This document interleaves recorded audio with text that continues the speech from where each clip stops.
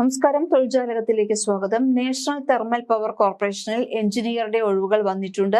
ആകെ 515 ഒഴിവുകളാണ് വന്നിട്ടുള്ളത്.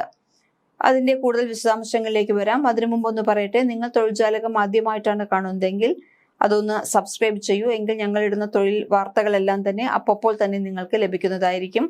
ഇന്ത്യയിലുള്ളതും വിദേശത്തുള്ളതും മറ്റ് രാജ്യങ്ങളിലുള്ളതുമായ പലതരത്തിലുള്ള തൊഴിൽ ഒഴിവുകളെ കുറിച്ചാണ് നമ്മളിവിടെ പറയുന്നത്.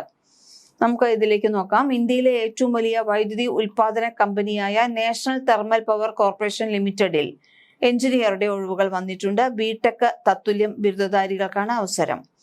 ഉയർന്ന ശമ്പളവും ഉപരി പ്രൊമോഷൻ സാധ്യതയുമുള്ള വൻകിട പൊതുമേഖലാ സ്ഥാപനമാണ് ഇത്. ഇവിടുത്തെ എഞ്ചിനീയറിംഗ് എക്സിക്യൂട്ടീവ് ട്രെയിനി തസ്തികയിലെ 515 ഒഴിവുകളിലേക്ക് ഫെബ്രുവരി 25 വരെ ഓൺലൈനായി അപേക്ഷിക്കാം. ഒഴിവുകളുടെ ഘടന ഇങ്ങനെയാണ്.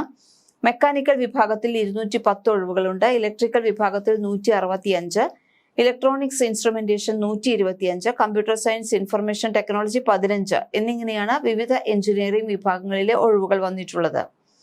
ഒരു അംഗീകൃത സ്ഥാപനത്തിൽ നിന്നും പ്രസക്ത വിഷയത്തിൽ നേരത്തെ പറഞ്ഞ വിഷയങ്ങളുമായി ചേർന്നു നിൽക്കുന്ന ബ്രാഞ്ചുകളിൽ ബിടെക് അല്ലെങ്കിൽ തത്തുല്യ എഞ്ചിനീയറിംഗ് ബിരുദമുള്ളവർക്കാണ് അപേക്ഷിക്കാവുന്നത്. 65% മാർക്കും 2025 ഗേറ്റ് സ്കോറും ആവശ്യമാണ്. പട്ടിക ഭിന്നശേഷി വിഭാഗത്തിന് 55% മാർക്ക് മതി. എഞ്ചിനീയറിംഗ് മേഖലയ്ക്കനുസരിച്ച യോഗ്യതകളാണ് ആവശ്യമുള്ളത്.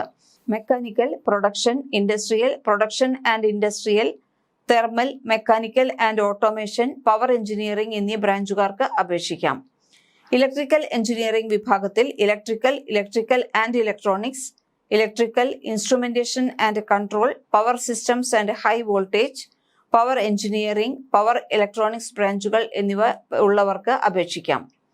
ഇലക്ട്രോണിക്സ് എഞ്ചിനീയറിംഗ് വിഭാഗത്തിലേക്ക് electronics and communication, electronics and telecommunication, electronics and power, electrical and electronics ബ്രാഞ്ചുകൾ എന്നിവയുള്ളവർക്കാണ് അപേക്ഷിക്കാവുന്നത്.